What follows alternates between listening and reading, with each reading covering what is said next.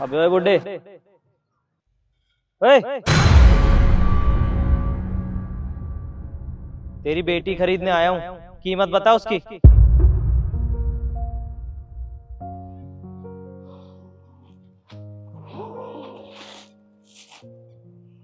क्या मतलब? मतलब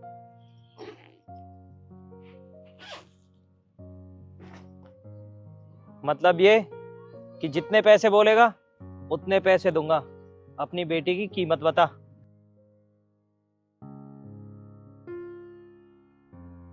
पापा उठो। क्या इसकी बातें सुन रहे हो? वो खरीदने आया है मुझे और कुछ बोलते क्यों नहीं हो? और तुम निकलो यहाँ से। अपनी बेटी को समझा, पागल वागल नहीं हूं मैं कोई। उसे खरीदने आया हूँ और कीमत इतनी कि सपने में भी नहीं सोची होगी तुम लोगों ने। अब तेरी मर्जी, बेचेगा या नहीं।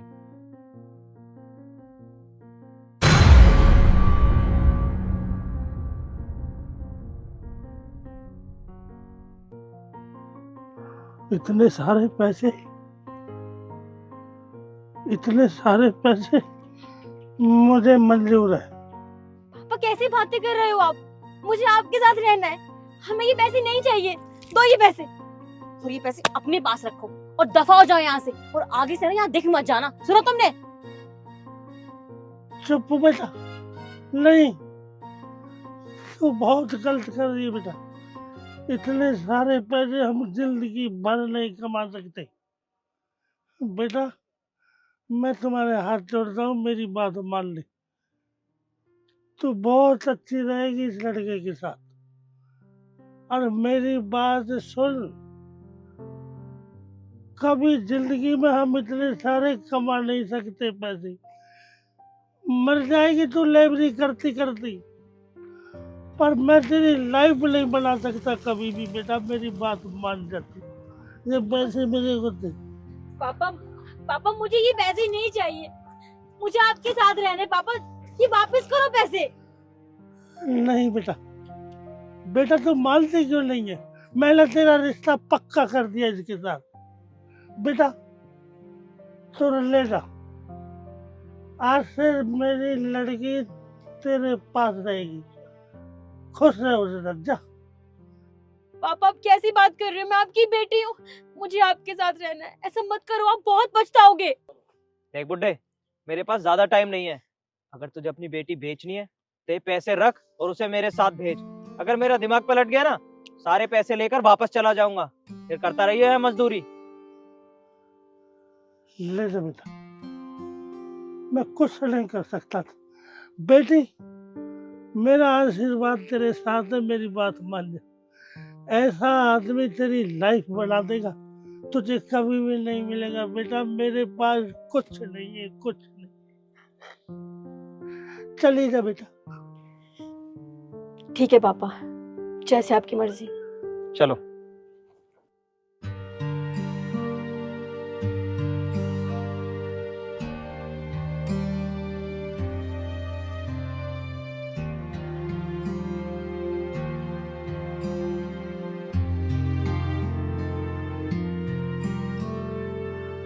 हे भगवान, सदा खुश रहे।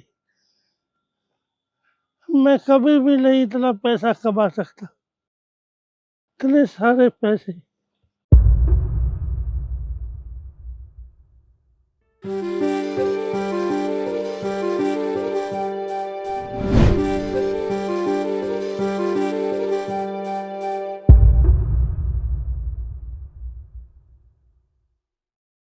तो आज से यही तुम्हारा घर है, हम दोनों यहीं रहेंगे। कैसा लगा? ठीक है।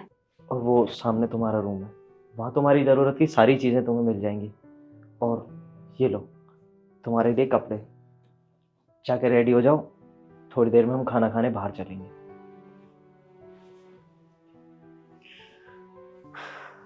कुछ समझ नहीं आ रहा कि क्या चाहता है, पर मैं इसके झांसे में नहीं आने वाली।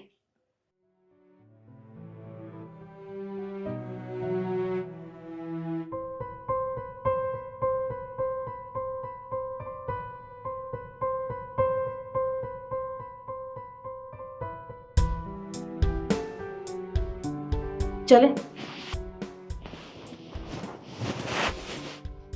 तुम तो सच में बहुत प्यारी लग रही हो। लग रहा है जैसे ये साड़ी तुम्हारे लिए ही बनी है। मैं तुमसे कुछ पूछना चाहती थी। हाँ हाँ पूछो। तुमने ये सब क्यों किया? मतलब इस तरह से मेरे पिताजी को पैसे देकर मुझे खरीदा, मुझे बिल्कुल अच्छा नहीं लगा। मुझे समझ में नहीं आ रहा तुम चाहते क्या हो? नहीं नहीं, तुम गलत कह रही हो। मैंने तुम्हें खरीदा नहीं है, बल्कि वो पैसे तुम्हारे पापा की जिंदगी संवारने के लिए थे।